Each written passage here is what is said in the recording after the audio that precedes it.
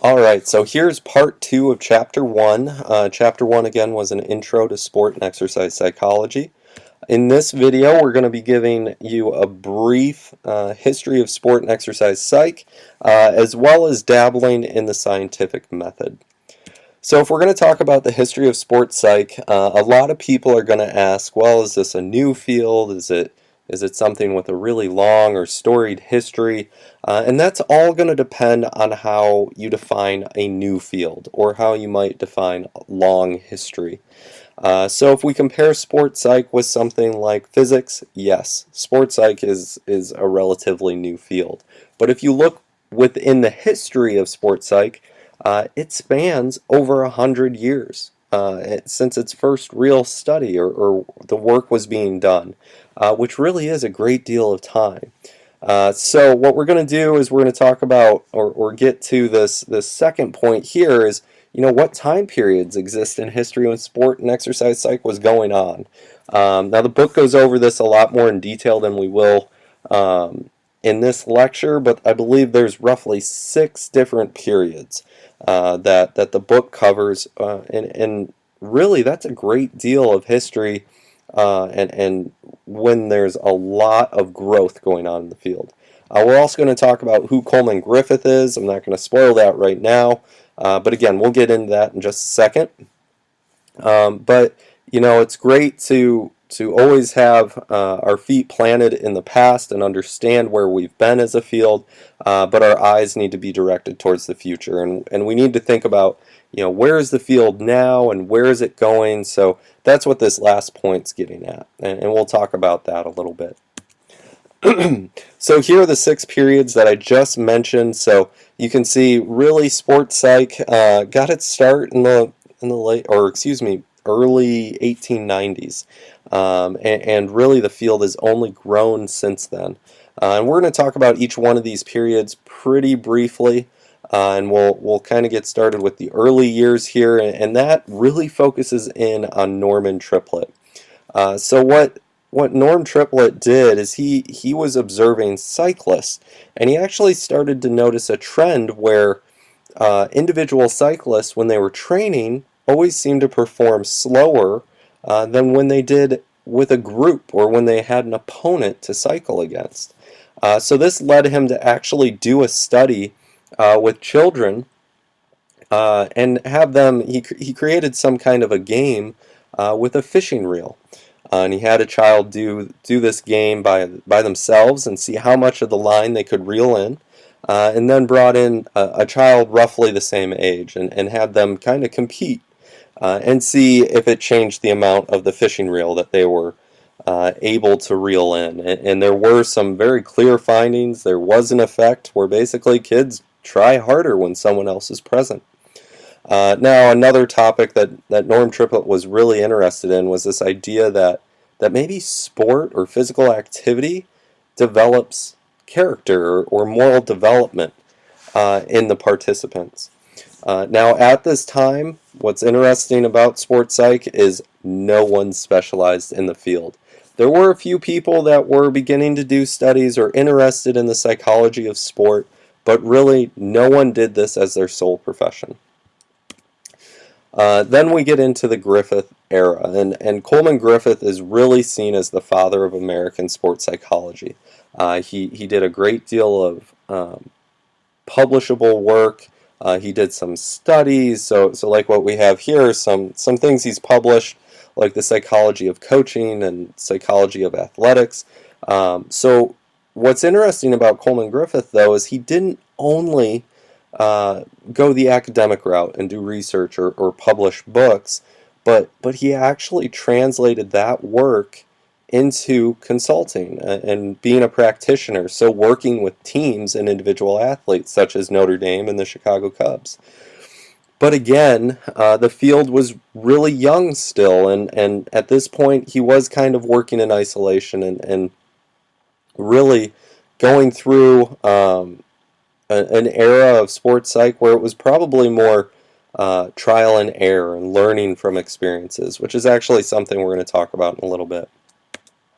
So moving forward from the Griffith area, if we talk about Franklin Henry and his role in sports psych, he was a true academic that actually trained a great deal of individuals who would actually go out, move forward, and pursue sports psych even further. And we know now, kind of tracking the lineage, that the ripples he made and his students made are really the foundation that sports psych grew from.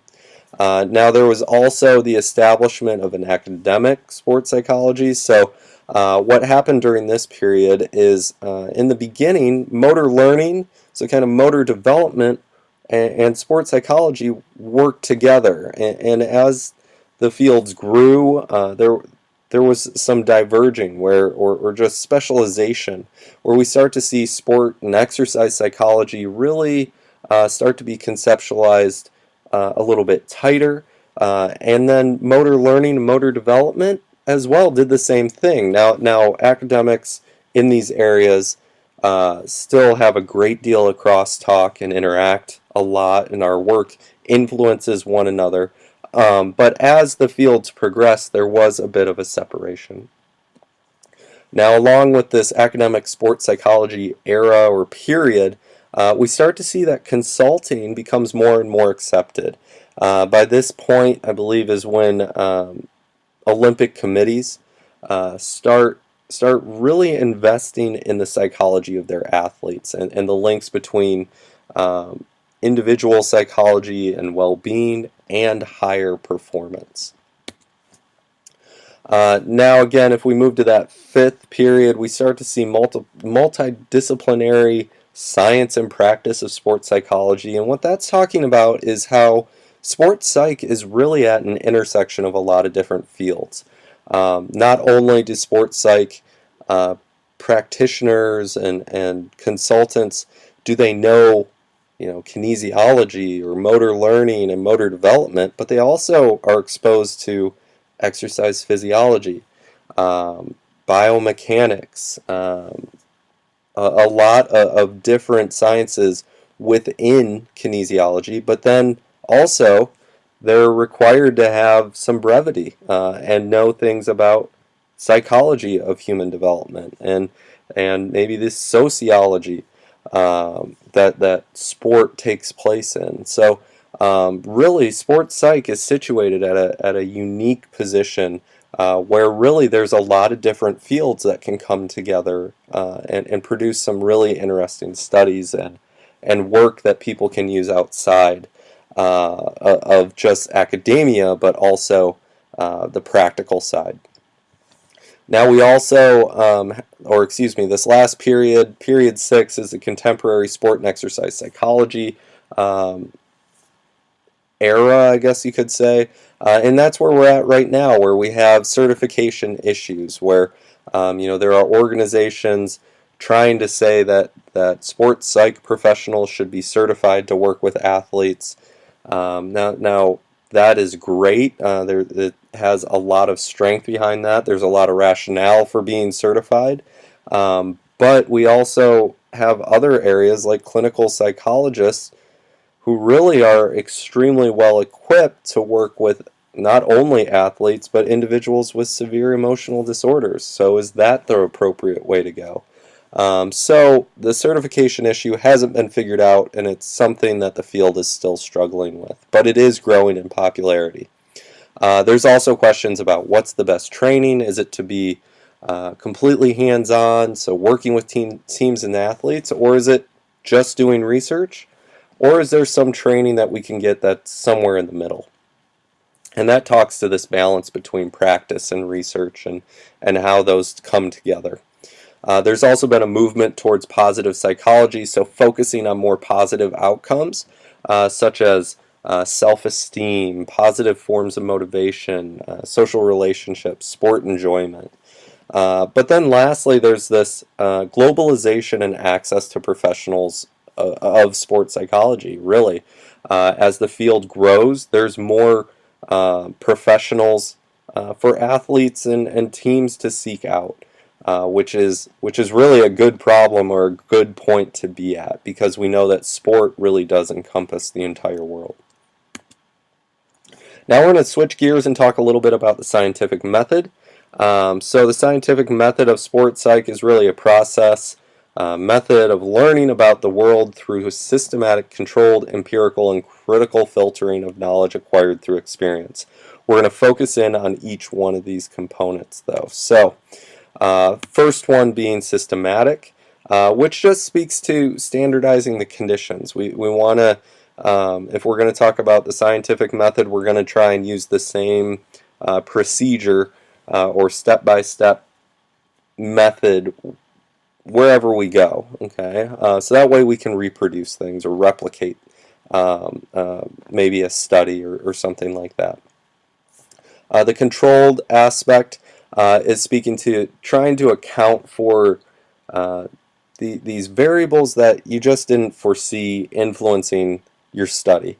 So maybe you're interested in studying motivation in sport, but you didn't think to take in a family's SES, socioeconomic status, and maybe that does play a role in a child's motivation. So how do you control for that? How do you account for it? Is an important thing to struggle with and understand before you move forward with a study or experiment. Empirical is pretty straightforward. It just really means a study or experiment based on observation. And then the critical filtering or the critical component is really just trying to get at some rigor in our work. So making sure we're evaluating our work and asking ourselves hard questions throughout the whole process of doing research, and making sure that we have a quality product at the end of a study or experiment. Of course, the goal of any experiment or study is really to either test a theory or develop a theory. So a theory is a bunch of interrelated facts presenting a systematic view of a phenomenon in order to describe, explain, and predict future occurrences. Excuse me.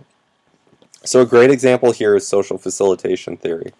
Now this theory came about a bit later. The book goes a bit in detail on this, but social facilitation theory is the idea that when you're doing a task and you're being watched by other people, it's going to influence your behavior or your performance. Now there are some conflicting views on this, such as if it's a task you've done before and you know that you're proficient at it, you actually perform better when people watch you.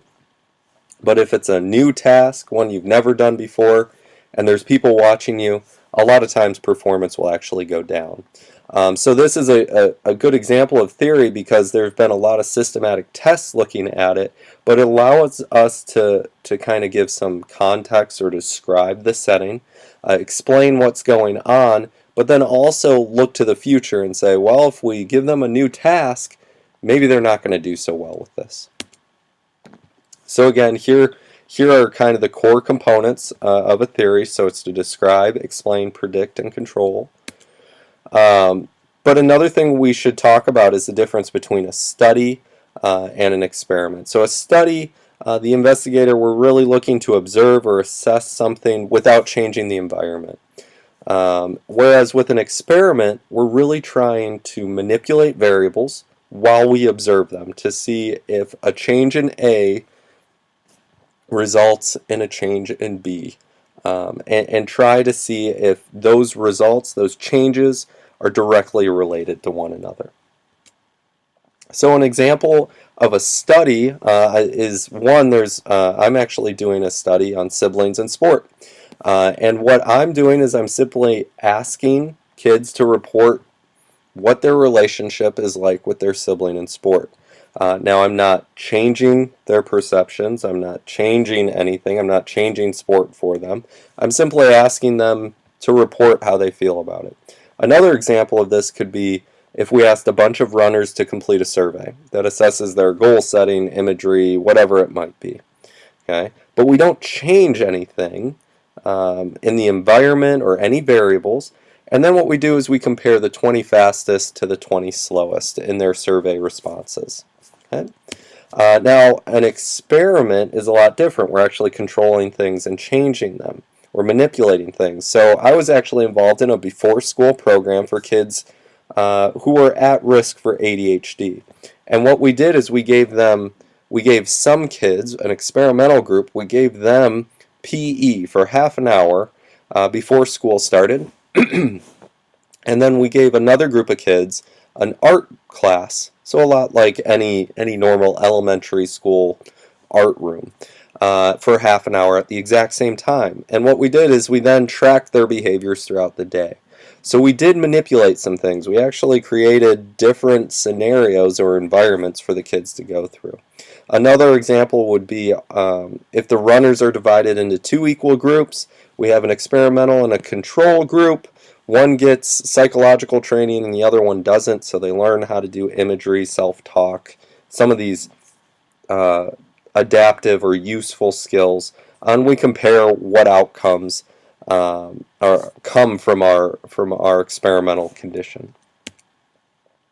Now there are other ways that we can learn things about sports psych. And probably one that gets used and abused a lot is this idea of professional practice knowledge.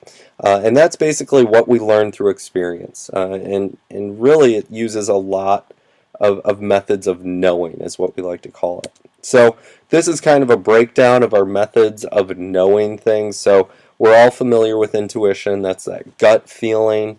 You think something's going to work out, you're going to play little Susie or start her as opposed to benching her in the beginning of the game because you just have a feeling she's going to score 20 baskets in the first half.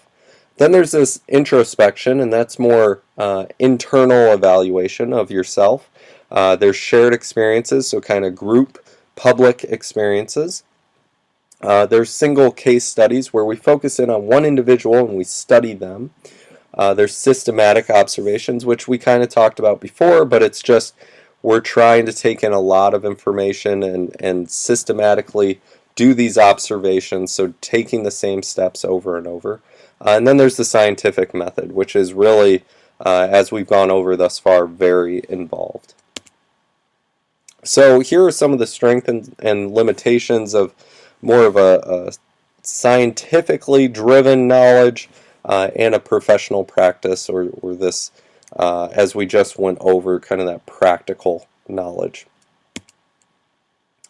But what needs to happen here is we need to integrate the scientific with the professional practice knowledge. That's going to create the best product. So if we think about the sports setting, what we might want to do is start bringing in some of the scientific principles or theory to sport and physical activity.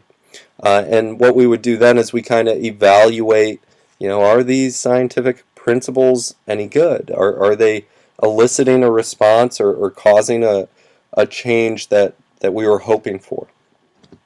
And then what you can do is you kind of keep the things that are working or update the things that didn't work or tweak them to see if really you can modify, adapt, or expand our knowledge base. But then also you need to hold some realistic expectations about the relative strengths and limitations of scientific principles. So remember, an experiment, we're trying to control and manipulate things. That's not how sport always works. So you need to have some realistic expectations, knowing that you can't take everything from a scientific investigation and implement it into a practical coaching your U10 soccer team.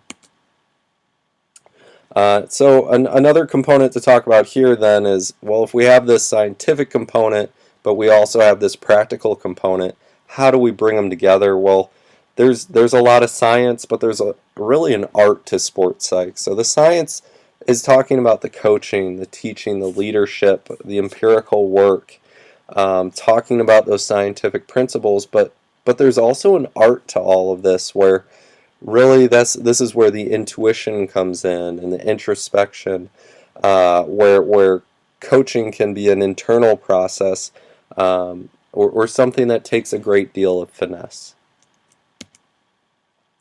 Now there are three general approaches to sports psych. So we usually say there's a psychophysiological orientation, social psychological, and then cognitive behavioral. So the psychophysiological really is going to look at physiological processes, so things going on with the brain and muscle and how they may interact. So we're talking about something like biofeedback to trained marksmen, so how a marksman learns to shoot between heartbeats. Then there's the social psychological orientation. So this is behavior determined by complex interactions of the social environment, which you can imagine makes sense in sport, where we're really interacting a lot of times with other people. So an example here is how a leader's style and strategies might foster group cohesion. And then there's this cognitive behavioral orientation. So behavior is determined by both the environment and thoughts and their interplay between the two. So an example here would be studying differences in confidence and anxiety among tennis players with or without burnout. So again, there's a lot of interplay, a lot of moving parts there with the cognitive behavioral. So the present and future direction of sport and exercise psychology, really there's a lot more people interested in sports psych, getting the training that they need, so they're going out and trying to do this applied work. There's a greater emphasis on counseling and clinical training, although it's not required. Ethics and competence issues are receiving greater emphasis, which we'll talk about in just a second. Specializations and new subspecialties are developing, so this is where we start to see things like cognitive sports psychologists come in. We start to see people really specializing in little niches. And then tension is still kind of existing, and they go on about this in the book, but talking about how sometimes the academics and the practitioners can butt heads, because the practitioners have a feeling they know what will work with teams and athletes, but then scientists, researchers, teachers, they have their view as well. Now, some other movements that have been going on is qualitative research has really been growing. So this is more like interview-based research. There's a lot more work opportunities for hands-on consulting work, but a lot of times that doesn't result in a full-time position or a job. A lot of times applied sports psychology individuals still have to supplement their income other ways. Again, sports psych is gaining acceptance and recognition. There's lots of people that are doing this at a really high level. And there's also, as I mentioned earlier, there's this movement towards positive psychology, which is helping actually expand sports psych's acceptance and such in other areas because of our links to these positive outcomes. And again, as I mentioned earlier, we've been embracing this globalization of sport. So the ethical standards of sport and exercise psychologists is something we should note. Excuse me. And that's going to talk about competence. So sports psych individuals really need to maintain the highest standards possible. But then also, they need to recognize what they can't deal with. So unless you have clinical training, you shouldn't be working with an athlete with an eating disorder. You should refer them to a clinical psychologist. There's also integrity, so the sports psych person needs to clarify their role with an athlete or with a sport group, simply because you don't want to be that used car salesman. You don't want to sell a group on something that really you can't do. Professional and scientific responsibility basically speaks to always putting your client or the team first. Respecting other people's rights and dignity is pretty self-explanatory. The concern and welfare of others, again, fairly straightforward. And then there's this idea of social responsibility, where we're trying to contribute to a greater knowledge base, and really always with this pay it forward or helping others mentality. And that is where we're going to wrap up video number 2. I know that's a pretty long one. Hang in there though. That's the end of Module 1. So please, when you have a moment, there is going to be a small 4-point activity. So look for that. It's going to be a multiple choice set in the Module 1 folder. So make sure you do that before Module 1 ends. Thank you.